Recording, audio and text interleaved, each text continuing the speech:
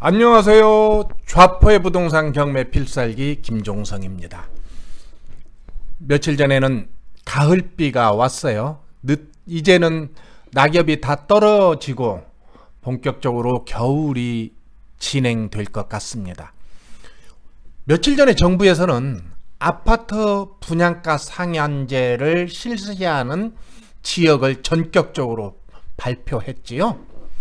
오늘은 이 분양가 상한제에 대해서 한번 살펴보도록 하겠습니다. 우리가 생각했었던, 염려했었던 지역도 몇 간데를 빠졌어요. 예를 들어서 과천, 이번에 분양가 상한제에 포함될 지역으로 예상했는데 그곳이 빠졌습니다. 또 하나 있죠. 대전 유성구와 서구가 들어갈 줄 알았는데 빠졌습니다. 오늘 그 내용에 대해서 한번 살펴보도록 하겠습니다. 분양가 상한제는 뭘까요? 분양가 상한제란 공동주택의 분양가격을 산정할 때에 건축비에 택지비를 더하여 분양가를 산정하게 하고 그 가격 이하로 분양하게 하는 분양가 규제 제도라고 생각하면 될 것 같습니다. 민간 택지 분양가 상한제 적용 요건이 있는데요. 사실은 공공택지 분양가는 상한제를 이미 실시하고 있습니다.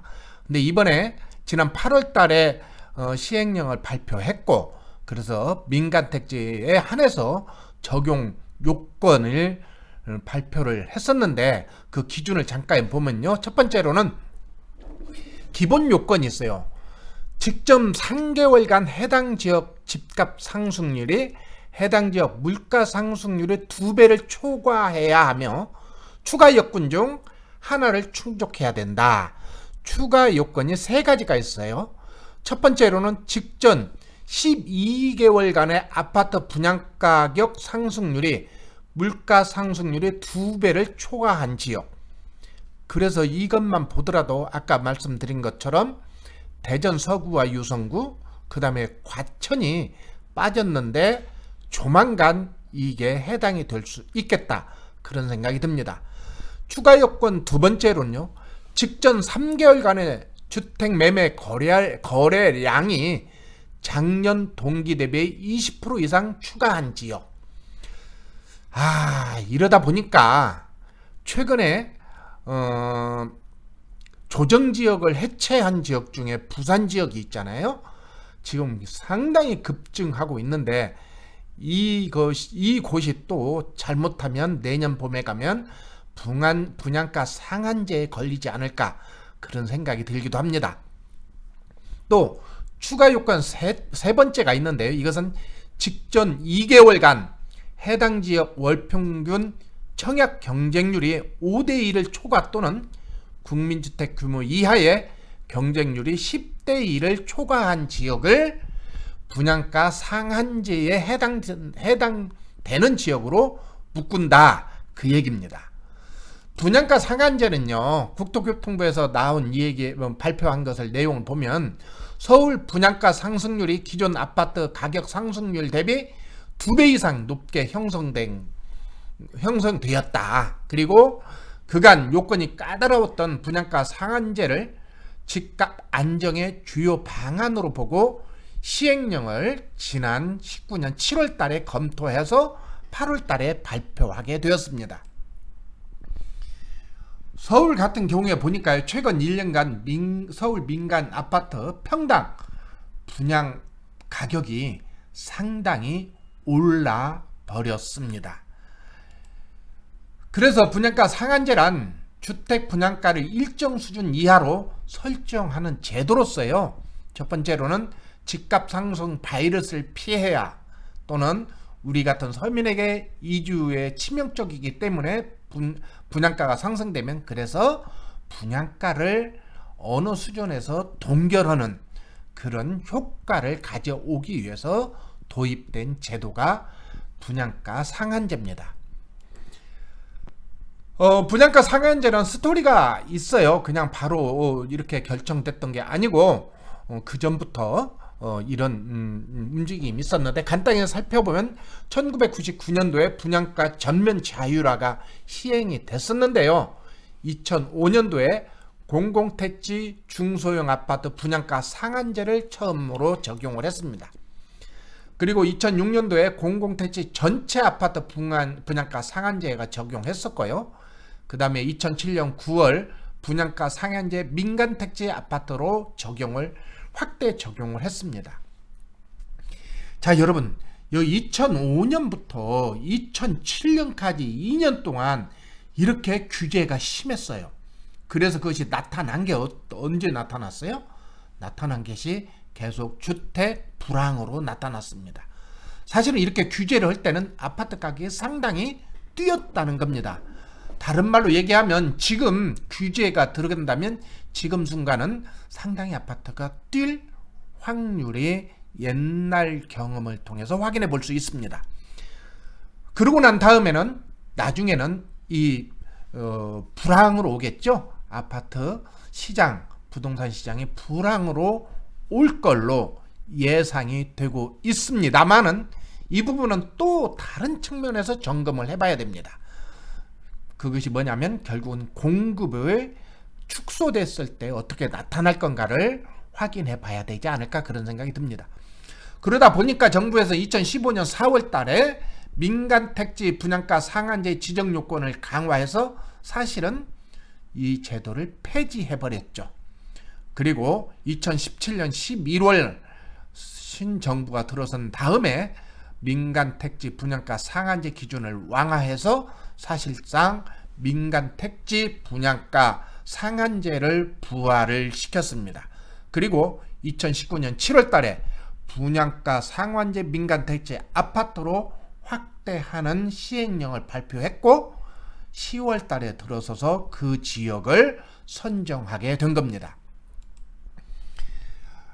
그 배경을 보면은요, 아까도 말씀드린 것처럼 인기가 높은 중소형 아파트, 다시 말해서 60제곱미터 초과 85제곱미터 이하인 경우에 서울 지역 평균 분양가는 833.6만 원으로 작년 대비 25.7%가 증가를 했다고 합니다. 이 그림을 보면은요, 보시면 알겠지만 2018년도에는 5월 달에는 제곱미터당 663만 원이었는데 제곱미터당 663만 원이었는데 2019년 5월 달에 833만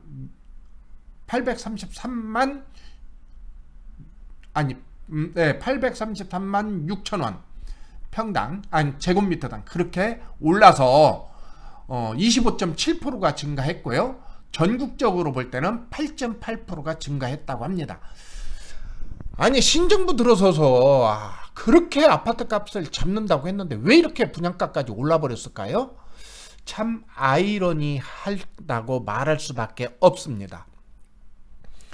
서울 민간 아파트 월평균 분양가격 추이를 보면은요, 계속 2017년 6월 달에 666만 원에서 8월 달에 667만 원으로 떨어졌다가 지금은 2019년 5월 달에는 778만 원으로 제곱미터당입니다. 제곱미터당. 그렇다면 평균 2천만 원이 넘죠? 이렇게 올라버렸다는 겁니다.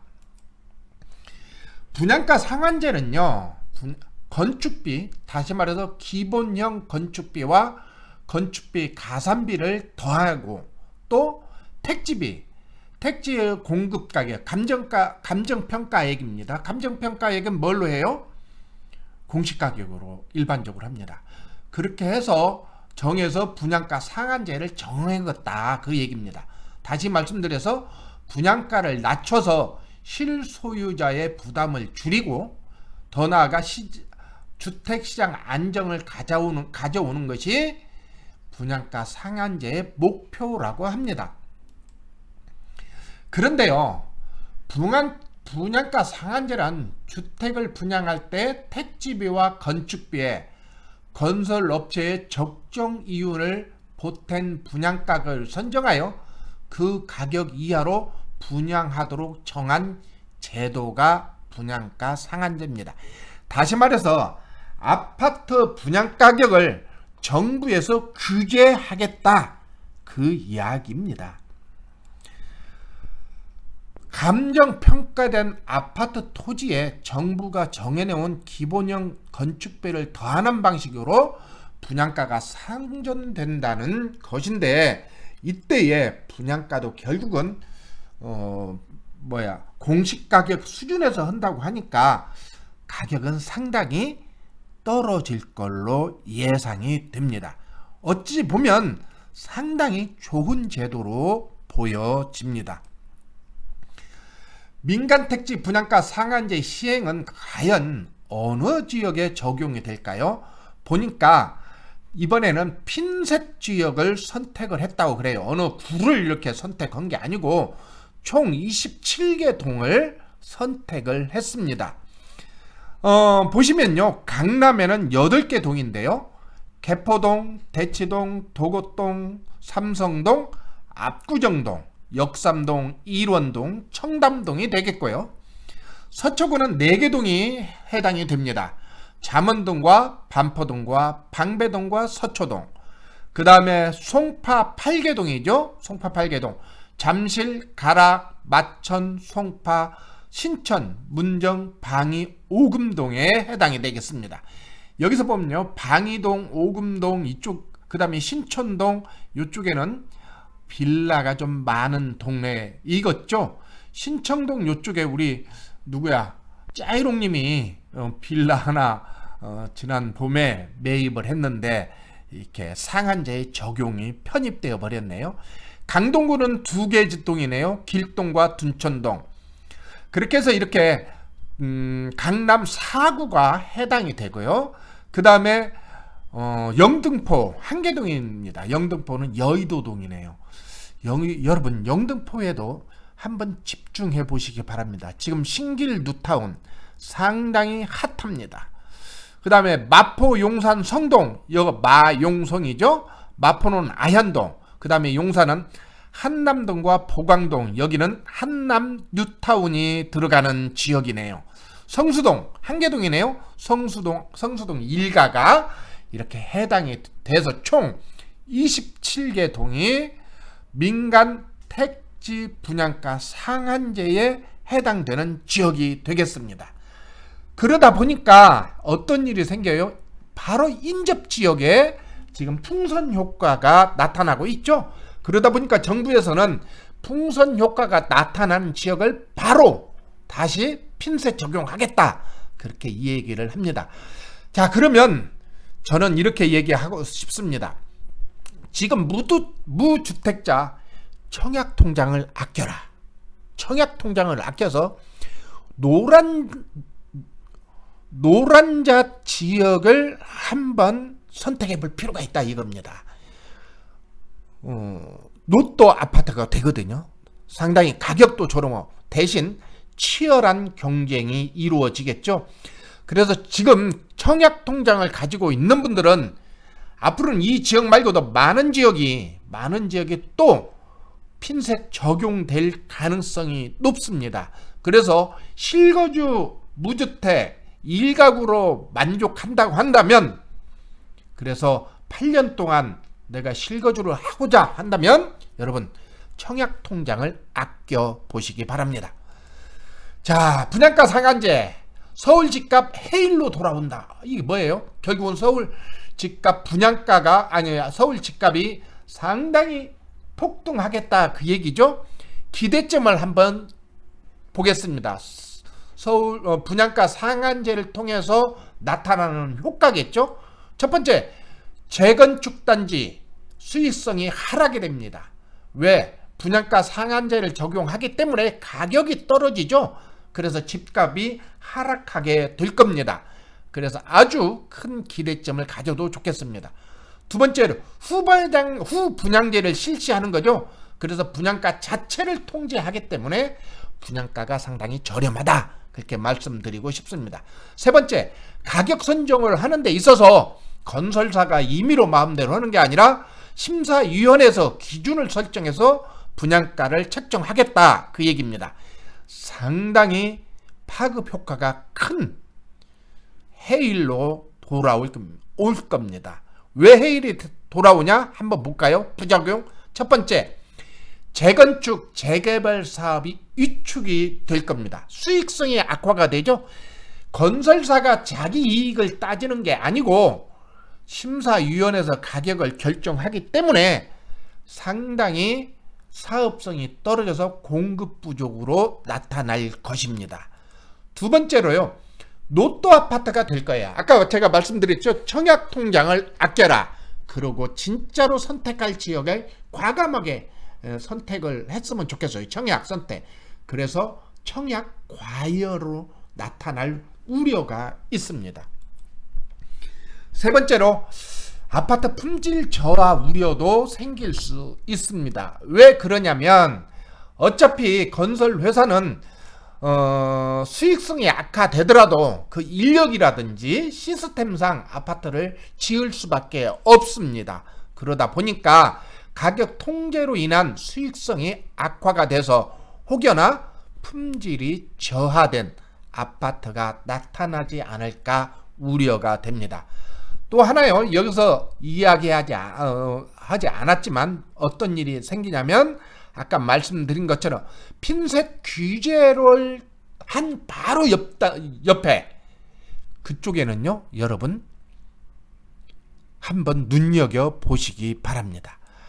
자, 오늘은 분양가 상한제, 서울 아파트값 해일로 돌아온다, 그렇게 말씀드렸습니다. 제가 틈나는 대로 말씀드린 것이 뭐냐면 어떻게든 서울에 집을 장만해라, 아파트를 장만해라. 그런데 그것도 안 되면 신축 빌라라도 장만해라. 왜? 앞으로 서울 집값 너무나도 오를 겁니다. 2년 전하고 지금 비교하면요, 기본적으로 3억 이상이 올라버렸어요. 6억짜리가 3억이 올라버리면요, 50%가 가격이 폭등했다는 겁니다. 그런데 그 일이 더 올 겁니다. 아이러니하게도요, 정부에서 규제를 하면 할수록 집값이 왜 이리 올라갈까요? 분명한 분양가 상한제 통해서 아파트가 공급될 때는 당분간 조정 국면에 올 수도 있지만 서울 아파트는 공급이 부족하다, 이것을 꼭 염두에 두셨으면 좋겠습니다. 오늘은 여기까지 하겠습니다. 안녕히 계세요.